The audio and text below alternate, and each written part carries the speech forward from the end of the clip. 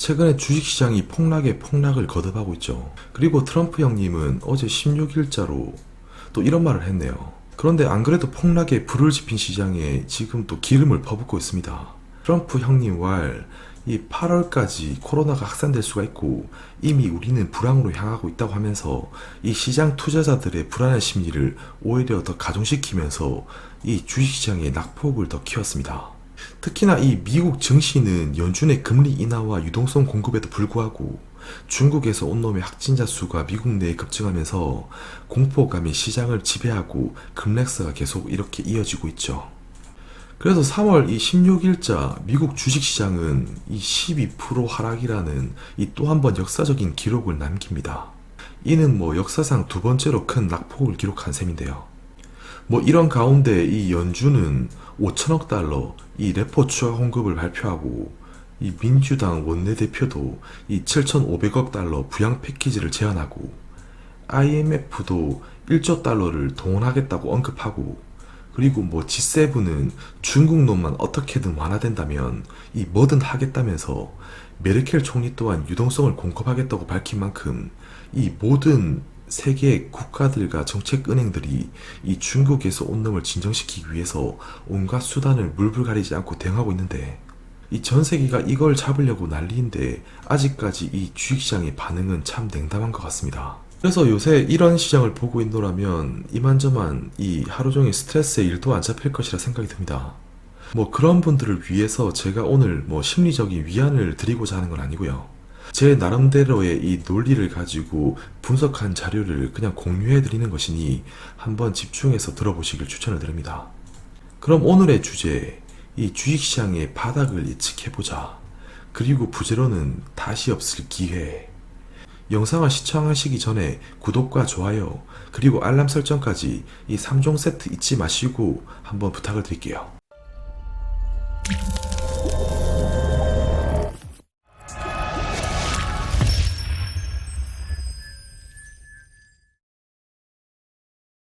일단 최근의 흐름부터 한번 살펴보도록 할게요. 최근의 흐름을 대략 알고는 있어야 이 시장의 흐름을 이해할 수는 있겠죠. 제가 그냥 설명하기 쉬워서 이 미국 증시로 들고 왔고요.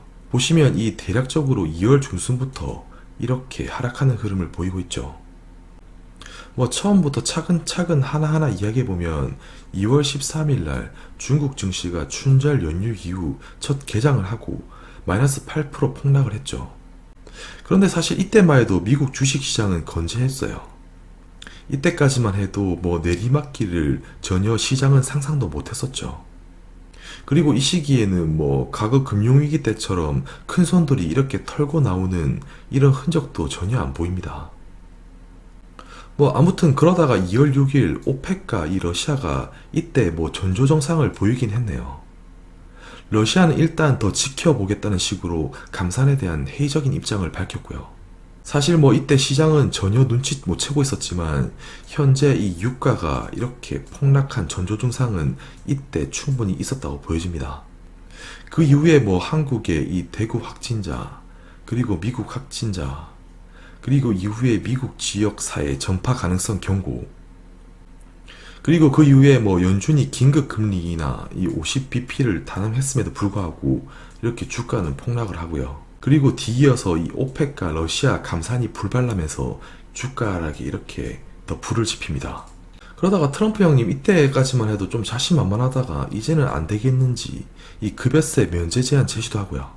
그리고 WHO도 버티다 이제는 안 되겠는지 결국 이 팬데믹 선언을 하면서 시장은 본격적으로 공포를 받아들이고 서킷 브레이크 걸리고 난리가 납니다. 그래서 이와 동시에 트럼프 형님도 이제는 약간 수그러들면서 지금 이게 장난이 아니구나 좀 깨닫게 되고요. 그리고 3월 15일에는 FOMC 회의가 이 무려 있기 3일 전에 긴급으로 이 제로금리와 QE를 단행합니다. 그런데 역시 시장에 이 약발이 전혀 먹혀 들어가고 있지 않죠. 이 차트는 대략적으로 최근의 흐름을 알아야 한다는 차원에서 최근에 이 하루하루가 다르게 급격하는 이 변하는 장세를 요약해서 좀 설명을 드렸고요. 이해하시는데 간략하게나마 좀 도움이 되었으면 합니다. 그럼 왜 이렇게 자비 없이 폭락을 하나? 결국 중국의 전철을 미국과 유로도 똑같이 밟을 것이라는 예상 때문이라고도 보는데요. 결국 이동의 조치를 이렇게 제한하고 이 사람들이 모이는 것 자체를 제한하다 보니 이 소비는 당연히 이렇게 위축이 되고 심지어는 이 조업 가동률도 이렇게 떨어지면서 2월 중국의 실적을 보더라도 이 산업 생산이 전년 동기비 13.5%, 여기 차트를 보더라도 이 산업 생산은 큰 폭으로 감소를 했죠. 그러니까 이 정도로까지 역성장하는 것은 심각한 경우라고 볼 수가 있어요. 그리고 그 다음 이 최근에 발표된 자동차 판매는 가히 충격적이죠. 결국 이 시기에 자동차를 살 용자는 결국 없었던 것 같네요. 역시나 차트를 보시면 전년 동기비 79.1% 이 하락하면서 상당한 폭으로 감소했죠. 덩달아 중국, 한국, 미국 이 자동차 기업들의 주가도 완전 개박살납니다. 그리고 소매 판매 또한 전년 대비 20.5% 떨어지면서 연달아 시장에 이 충격을 주고 있죠.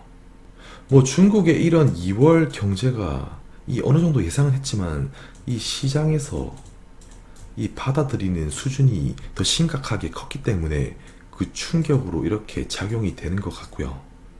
그래서 2월에 이 중국 실적이 앞으로 이 3월에 유로와 미국이 될 것이라는 이런 두려움이 이 시장에 팽배하면서 공포를 더 가중시켰다고 볼 수가 있을 것 같습니다. 그리고 지금 연준은 3월 들어서만 50bp, 그리고 최근에 이 100pp까지 가세하면서 이 계속적으로 픽업만 하고 있는데도 불구하고 전혀 약발이 안 먹히고 있죠. 그렇다면 앞서서 지속 성공해왔던 이 QE가 이번에는 이 약발이 안 먹히는 걸까? 지난 2008년 리먼 파산 이후에 촉발된 이 금융위기의 불길이 미국 금융 전체로 번지게 되자 그때 당시 연준 의장인 이 버냉키 의장은 이 제로 금리와 양적 완화 두 가지 카드를 꺼내들면서 무제한으로 돈 풀기에 나섰죠. 그래서 일명 이 헬리콥터 벤이라고도 하죠. 그런데 이때 그 금융위기의 원인이 이 모기지 채권 부실로 인해서 이렇게 위기가 촉진된 것이었는데 그 당시에 연준이 이 모기지 채권을 매입하면서 결국 이는 효과를 이렇게 발하게 되고요. 이러면서 시장의 리스크를 덩달아 잠재웠긴 했어요.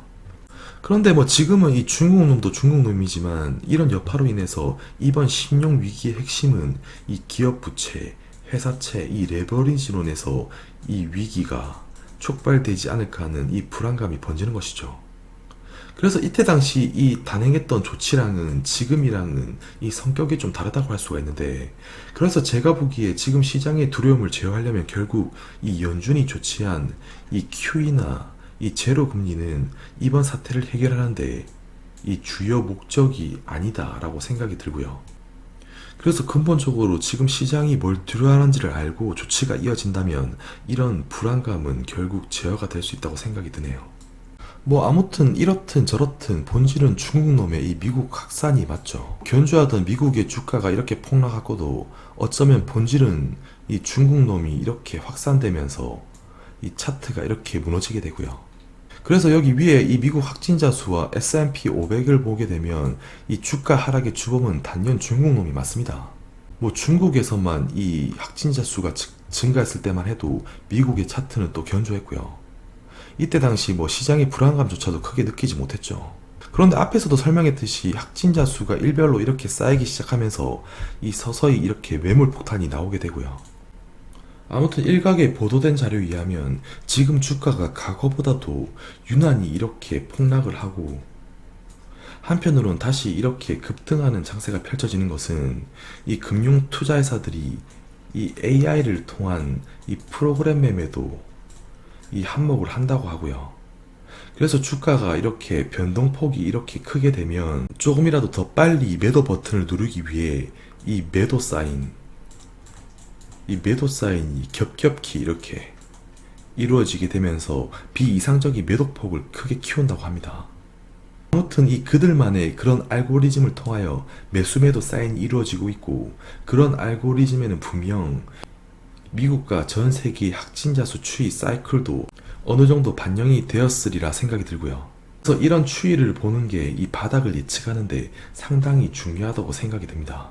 그렇다면 결국 이 중국놈의 둔화가 필요한 법인데, 일단 이 차트는 각국 나라별로 신규 확진자 수 일별 추이를 나타낸 것입니다.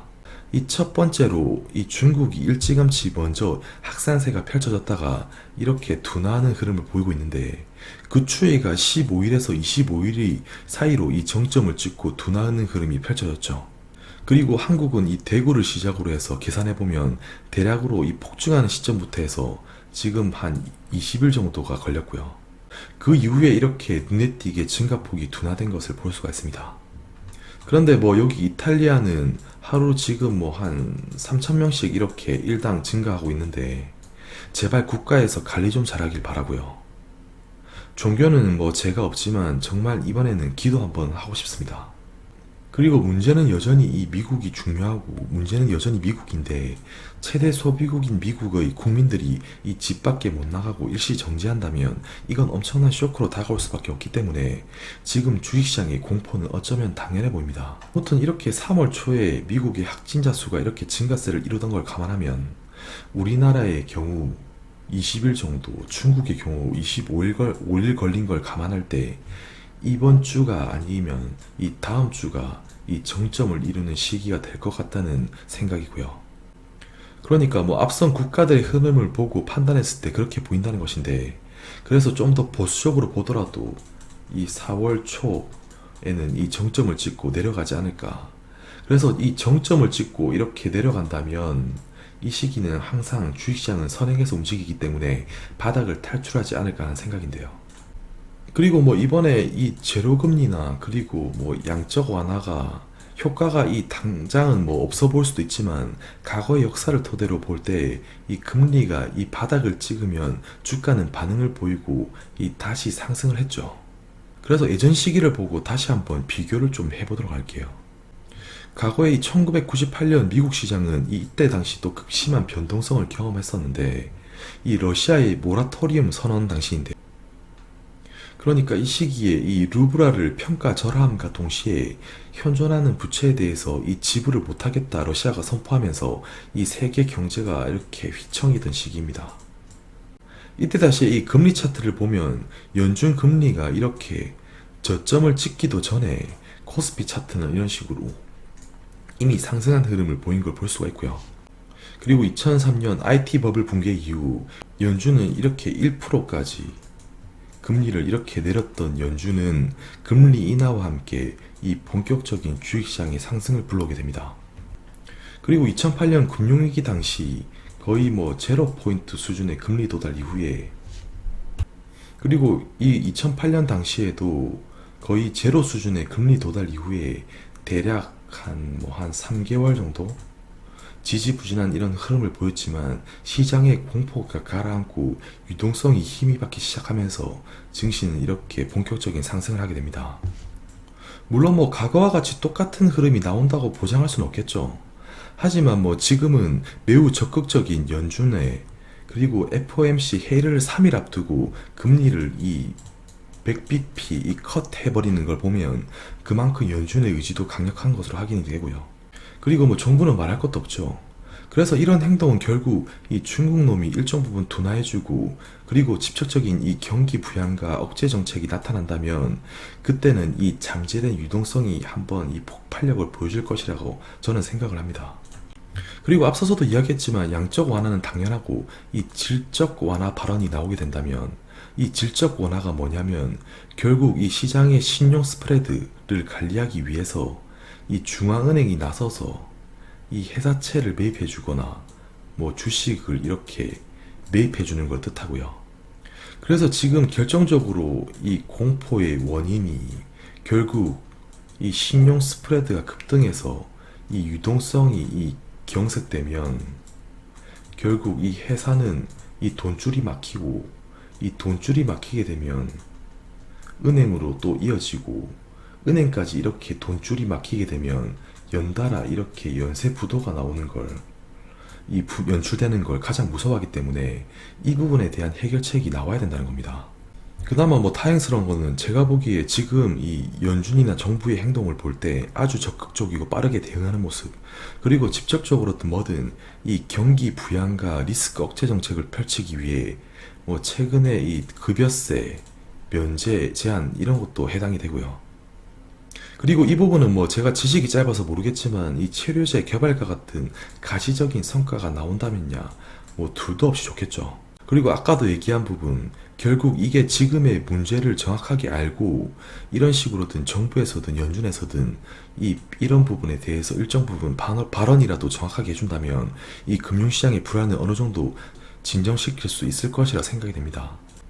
지금 뭐 재선을 앞둔 트럼프, 그리고 중앙은행, 그리고 금융시장에 참여들자까지 그 누구도 금융 부분의 침체가 이 실물 부분에 이 전이되는 것을 원하는 사람은 없죠. 이 금융에서 이렇게 실물로 침체가 전이된다면 정말로 고통스러운 나날을 보내야 하는데 이 무슨 수를 써서라도 이 트럼프와 중앙은행은 이런 사태를 이번에 피할 것이라고 봅니다. 그렇다고 뭐 100% 이렇게 안 흘러가리라 또 확신은 못하고요.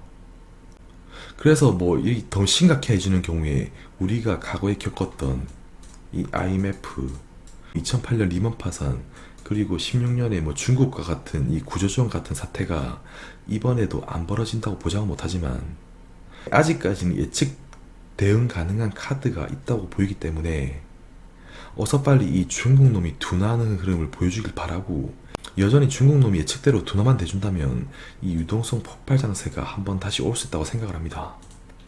뭐 신도 모르는 게 이 주식시장의 바닥이라고 하죠. 그 진바닥은 아무도 모르는 법이죠. 예측하는 것 자체가 사실 에러이긴 하지만 나름 투자하실 때 좀 도움이 되었으면 합니다. 오늘 영상은 여기까지 하고 또 다음 시간에 뵙도록 할게요. 오늘도 유익하셨다면 구독과 좋아요 그리고 알람까지 이 3종 세트로 한번 부탁드리고 마무리하도록 할게요. 감사합니다.